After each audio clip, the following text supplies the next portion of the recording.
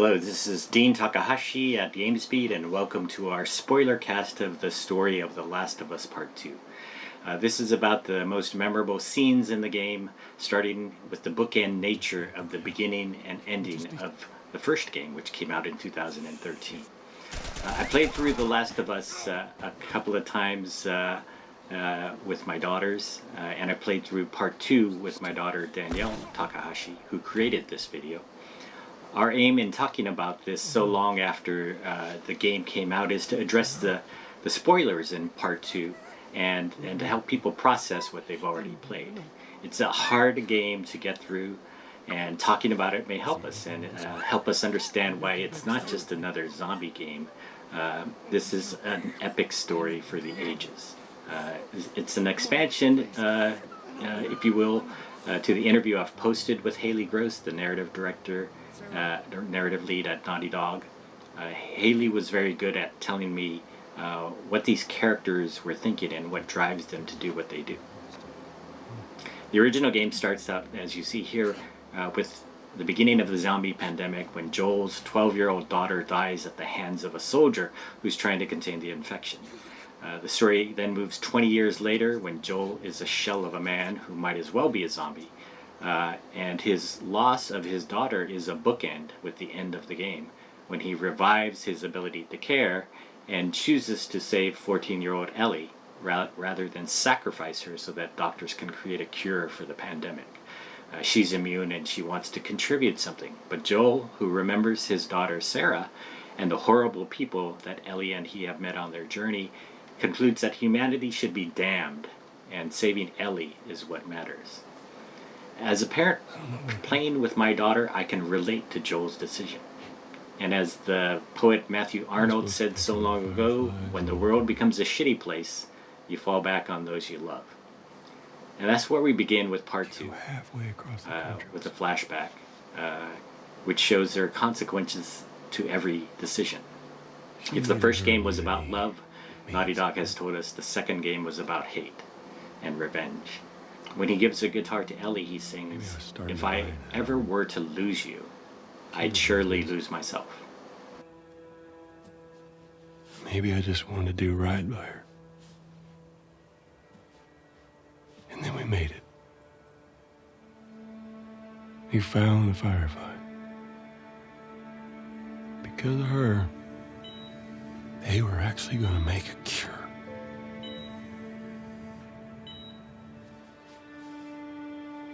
The only catch, it would kill her. Sweet Jesus. Doctor? What are you doing? I won't let you take her. This is our future. Think of all the lives we'll save.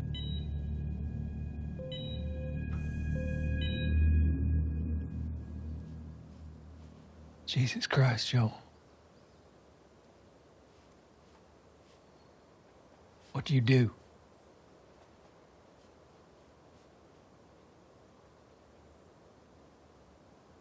I saved her.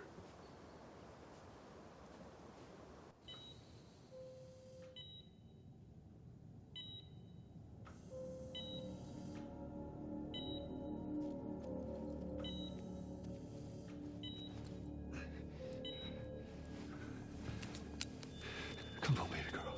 I got you.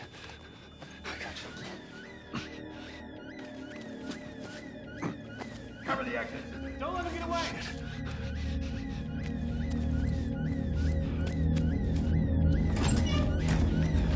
Ellie, 4 years later, has grown up, and she's fallen in love with Dina, another protector in Jackson. Naughty Dog's haters have review bombed the game for being woke or pushing the diversity agenda here. But Naughty Dog has done so much to depict diverse characters as normal people in video games. They recognize female gamers and female developers by normalizing strong female heroes. And that's one reason I've played The Last of Us Part 1 and Part 2 with my daughters. This game also takes a step forward with an even more diverse cast and recognition of transgender people and many others who are spread throughout the game. And Naughty Dog warned us that the game was about hate and revenge, and I guessed that that meant that Ellie was going to lose someone she loved like Dina.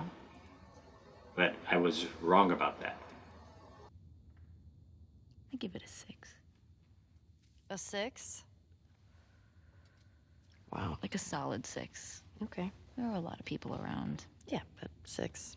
Oh, what? I mean, now I really want to know how you'd rate it. I don't think you do.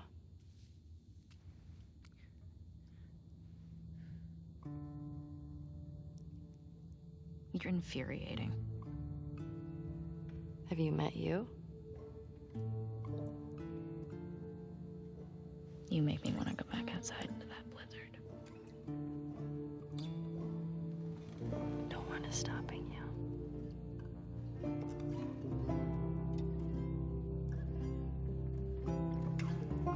This better be better than a 6.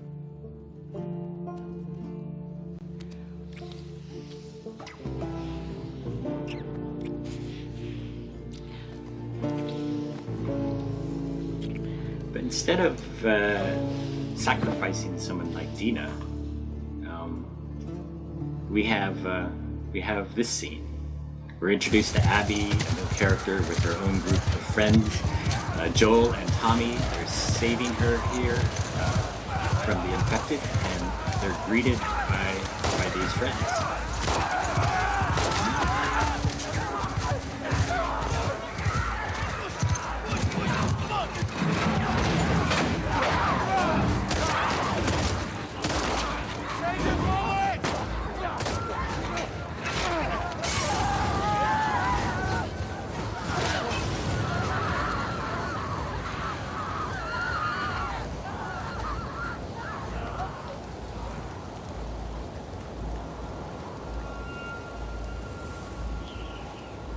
Let's get inside!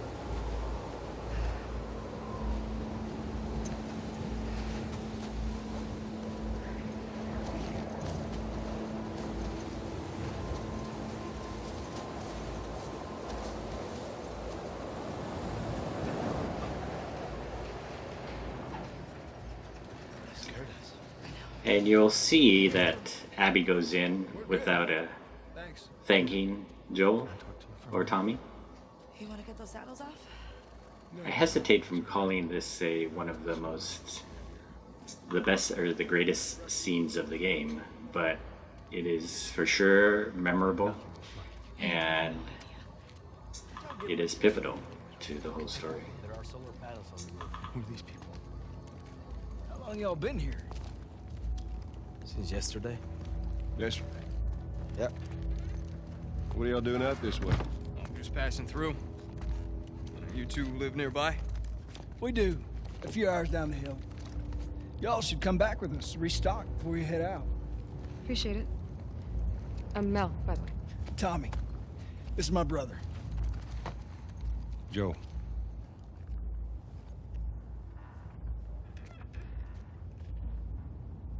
Y'all act like you heard of us or something. Because they have. I'll tell you, when this happened, I looked at my daughter and I said, oh my god. I can't believe they did that, and I was not expecting Put him against the wall. as the game developers treating a character like Joel this way. You can see he's being crucified here. The game is raw, it's grueling, and it's brutal. And this scene sets so much of the tone for that. Joel. This made my heart sink as it confirmed that the worst enemies in the game are always humans. Yes.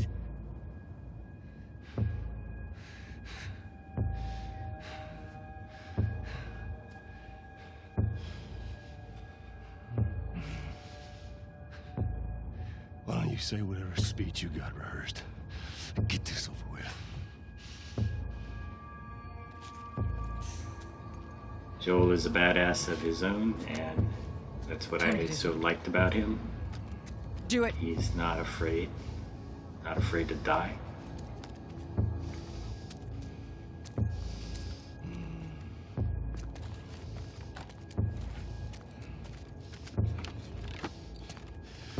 fucking move.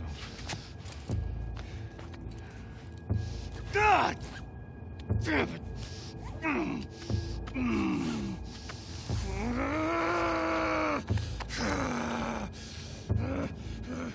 Clear out.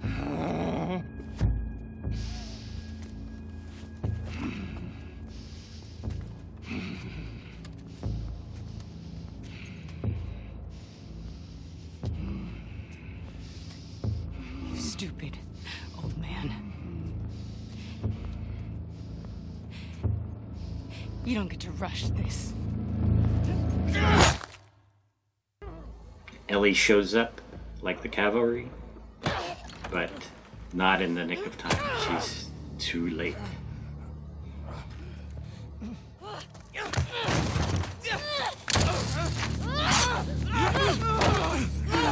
Pin her down! Get off me! Get her hands! Get the fuck off me! Bitch! You got her! Look, you got her! Okay? You're gonna fucking die! What's going on? Let him go! Who is that? Let him She go! snuck in. Why aren't you posted up outside? We didn't think anyone was gonna show up. What the hell did you expect? We gotta get out of here before the whole town's on top of us. You're done. You want what I want, right? End it. Now.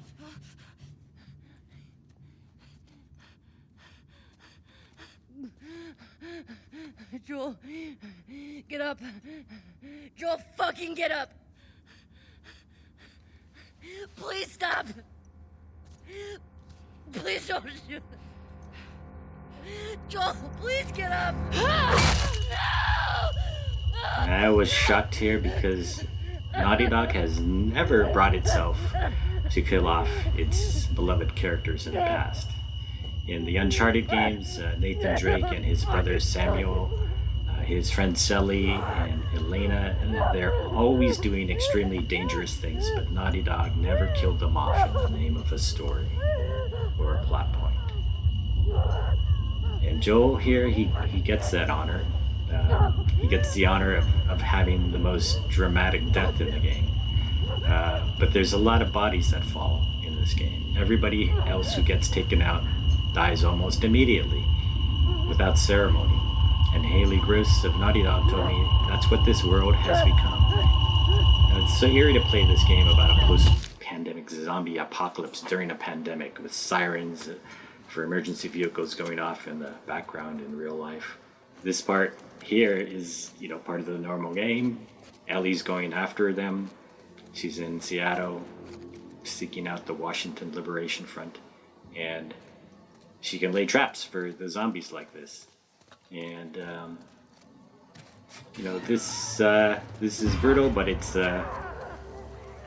not nearly as painful as the last scene we saw. This is normal violence. And The Last of Us is known for these brutal life or death struggles with every single duel or battle that you fight with. Jesse, get us the fuck out of here! This car chase with Jesse, it feels like an action game unto itself. This game is so multifaceted, you'll find something like this in the game. That, again, feels so different. This reminds me more of the Jeep chase in Call of Duty World War II. They go from the frying pan, into the fire. It's hard to get headshots when you're in a car. Bouncing around. Keep it steady!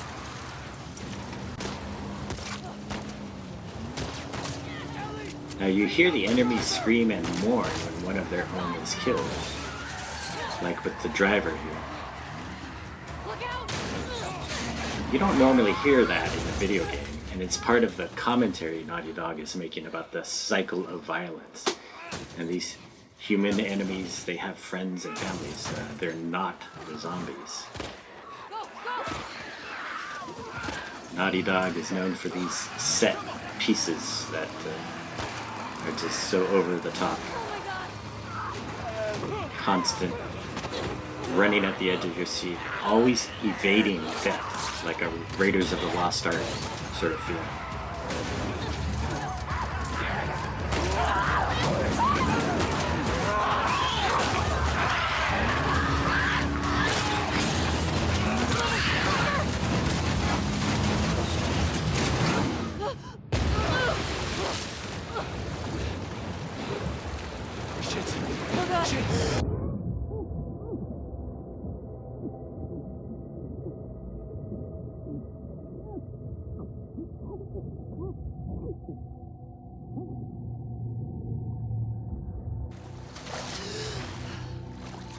Now in this scene with Nora, one of Abby's friends, you see how consumed Ellie has become with revenge.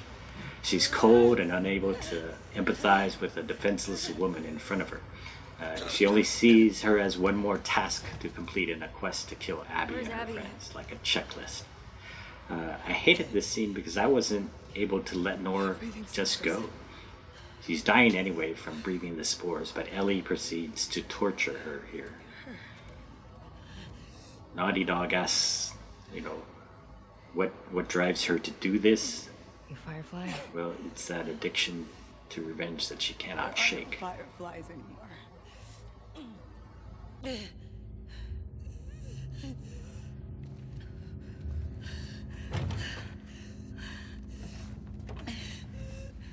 Where's Abby? I'm fucking dead anyway. Why would I tell you anything? Because I can make it quick. Or I can make it so much worse.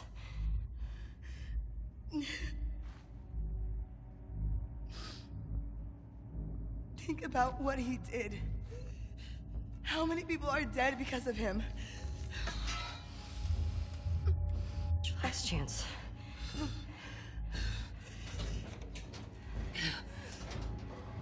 I'm not giving up, my friend. When you see the button appear here, you have no agency. You cannot make a choice. All you can do as a gamer is walk away from the game or push that button. When you push it, that's what happens. You push it again, and you push it again. And you see how low Ellie has sunk. Haley said that the reason you cannot choose is that this is a crafted story, and the point is you can see the character hit rock bottom. The flashbacks take us back to happier times, like a totally different game even. Joel takes Ellie to an old space museum for her birthday. It's a beautiful moment that contrasts the Ellie we just saw and the Ellie who used to be. This scene reminds me of the one in part 1 where the drafts are roaming through a park and Ellie and Joel find them wandering freely after the pandemic. I like how I'm lingering here because I like how they give you these moments of a breather. Could you imagine just... Joel and Ellie still had a relationship at this point. Happy birthday, kiddo. What is this? This is a thing that took a mighty effort to find. Take it.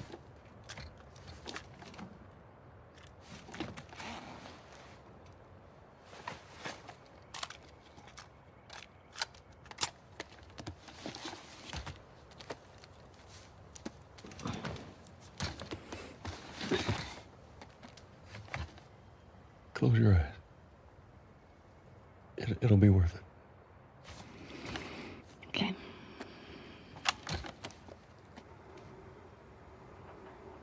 Seconds and counting. Astronauts report it feels good. T-minus 25 seconds. 20 seconds and counting. T-minus 15 seconds. Guidance is internal. 12, 11, 10, 9. Ignition sequence start. 5, 4, 3, 2, 1, 0. All engine running. Liftoff. We have a liftoff. 32 minutes past the hour.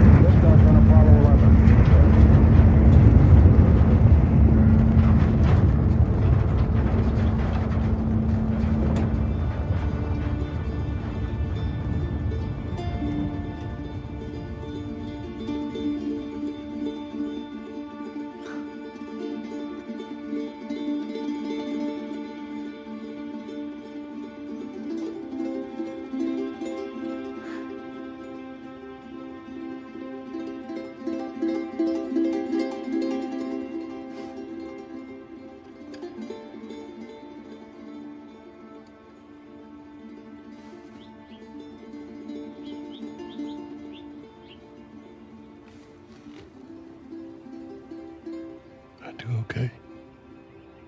Are you fucking kidding me?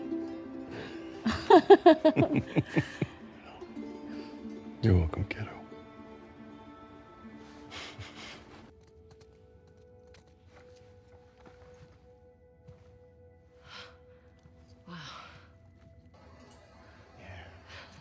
I like this scene with Abby as well, where they're in the Seattle aquarium with Owen. She's with Owen.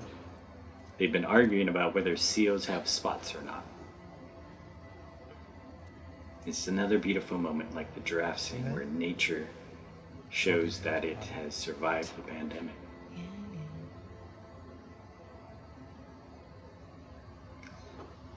And here we're seeing that we can walk a mile in Abby's shoes.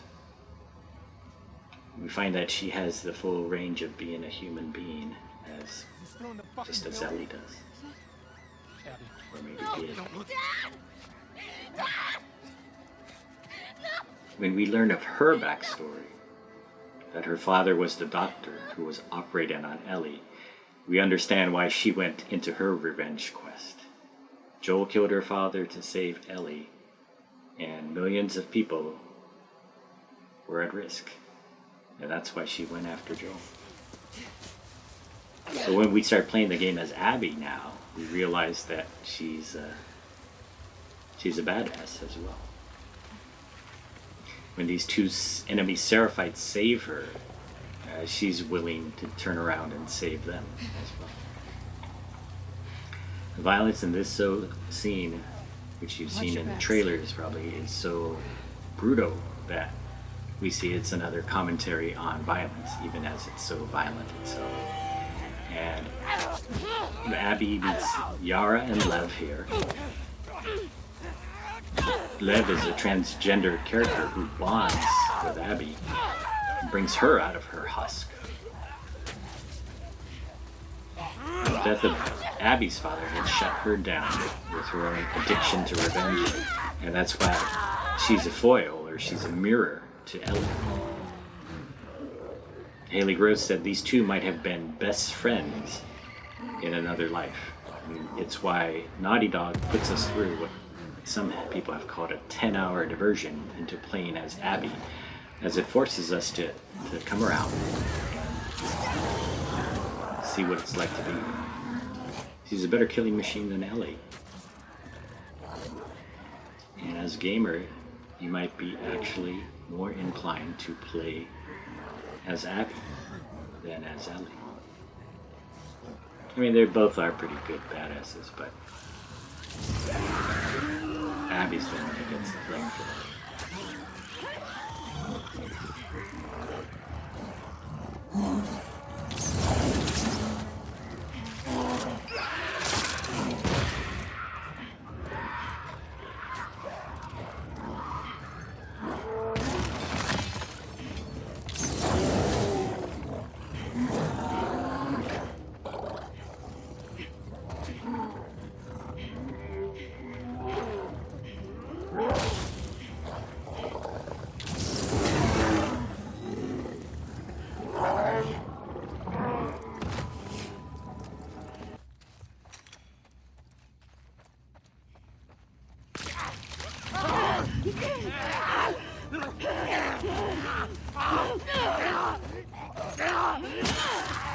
I hate it when these guys here jump out at you. They're always doing this. It shows you that you can never let down your guard in this world. Here's Abby's fighting the Rat King. Again, another badass scene where Abby manages to fight this giant collection of infected who are all kind of glued together. That little imp there is just somebody who peeled off of the big Rat King. A collection of rats. You fight these guys with whatever weapons you can, the flamethrower, the pipe bombs, the trap mines, and you have to keep on dodging them. Dodging this little guy catching him with a shiv, getting away long enough to take another blast with the flamethrower.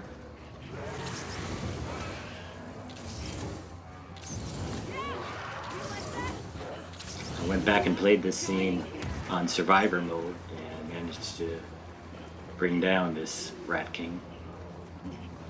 But it sure took me a long time in the beginning to figure out how to do it.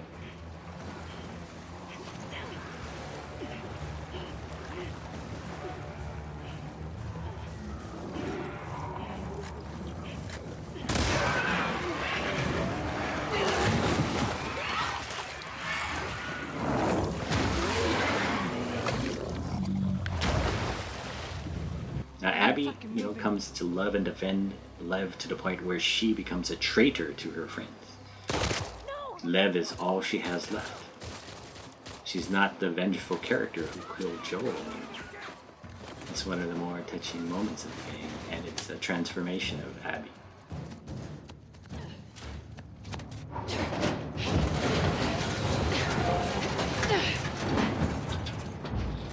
Lev, we need to move. She's gone. Oh my god, she's gone. Lev, come on. Those were your fucking people. You're my people. Listen to me. We're gonna have to fight to get out of this, okay? And then I need you to show us to those boats. We don't let anybody stop us. Yeah?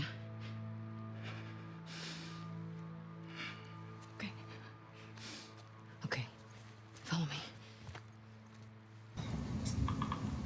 I still sort of enjoyed fighting and piling up the body count across 35 hours of gameplay. I kept thinking in the back of my head, though, am I supposed to enjoy this? I'm do a little bonding here with Lev by shooting a crossbow at these guys and getting headshots in them. This game stretches out so long that we forget what it's like to play as Ellie. And it forces us to see the world as Abby. This inhuman beast, this rat king of a person, how can she possibly be good? Ellie lost Joel, who condemned the whole world. The game tests our patience and our understanding of people, their basic goodness and badness, and how they change under circumstances of duress. Here, I really didn't want to yet play as Abby trying to kill Ellie. But that's what the game forces you to do. This is such a critical point in the game as well, where only Lev pulls Abby back from the edge. Stop!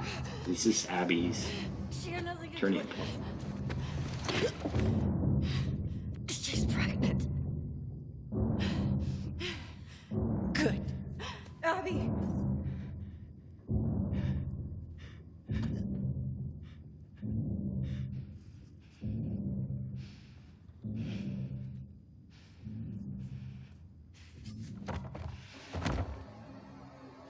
She finds her redemption in caring about Lev, who is an enemy himself.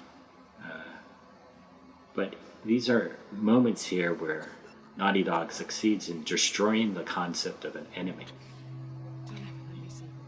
You can get justice and closure without sacrificing your soul, and Abby has learned that she can do that. Ellie, by contrast to Abby, is lost. She is bent on revenge. And she's like an addict. She has it all here in this beautiful home, Look at those moves. close to the ending with Dina and her son. Ooh, look at Mama go. This is a beautiful moment in the game, and it gets marked by Ellie's own post-traumatic stress. Weird. I'm aware. That shows that Ellie is not so superhuman anymore. You're distracting me. When Tommy shows up, tells her that Abby's still alive and she's in Santa Barbara, and she leaves this all behind. This is this beautiful life. Here we go. That's pretty, right? She fights a lot longer. The ending should have come by now, but it doesn't. This is just another point along the way. It's alright. At this point, I'm so worried about the ending. I'm like, how is this going to turn out? Because obviously, they're choosing not to end it this way. Got a lot of stories to tell you. When you're older. Much older.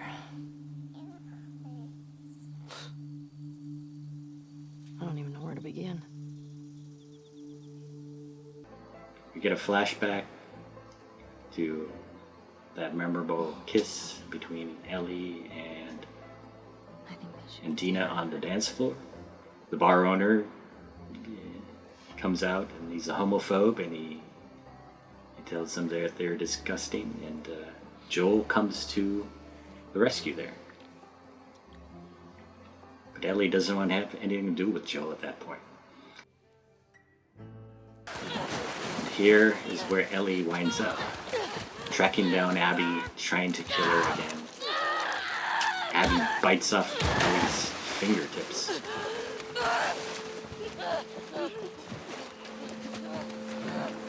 I'm so worried at this point that both of them are gonna die. That Naughty Dog is not gonna pull back from this abyss. But only at this very last second does Ellie pull back. She has this memory of Joel, her final evening with Joel, playing the guitar.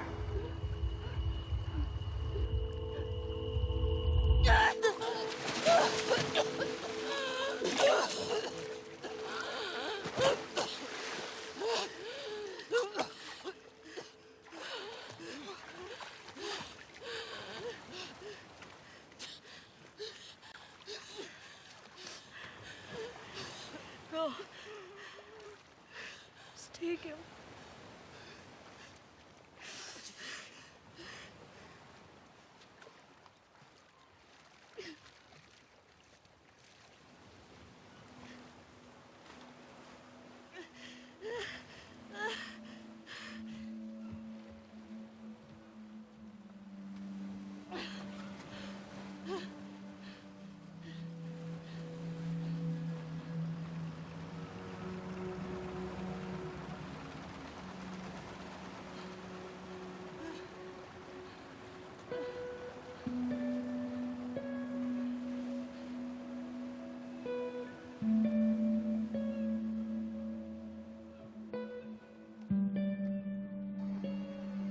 Why did Ellie pull back? I asked that of Halley Gross.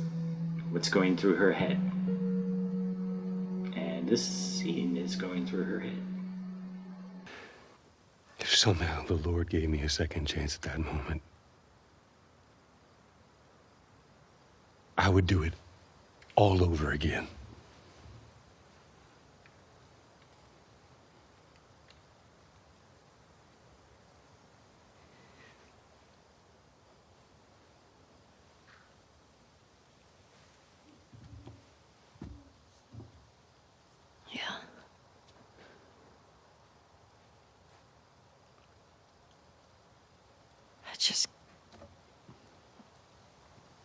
I don't think I can ever forgive you for that.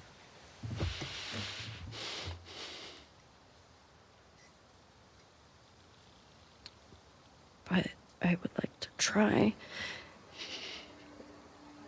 That's strong writing. His forgiveness pulls Ellie back from revenge. It is her redemption. It's the only thing that stops her and redeems her. She returns home, though, and finds there's a cost to her revenge. And that is, Dina is gone and her son is gone. She tries to play the guitar a last time there, and finds with her missing fingers, she can't do it. And she has lost her physical connection to Joel. That guitar that he gave her in the beginning of the game, she can't play it anymore.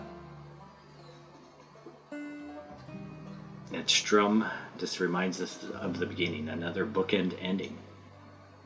I'm very mixed about the story of the game. I hated parts of the story, but they all made sense in the end. Thank you for going on this journey with me. I think this game represents the very best of what video games can be. It's right up there with awesome titles like God of War and Red Dead Redemption 2 that make narrative storytelling the highest form of video game art, in my opinion. Thank you.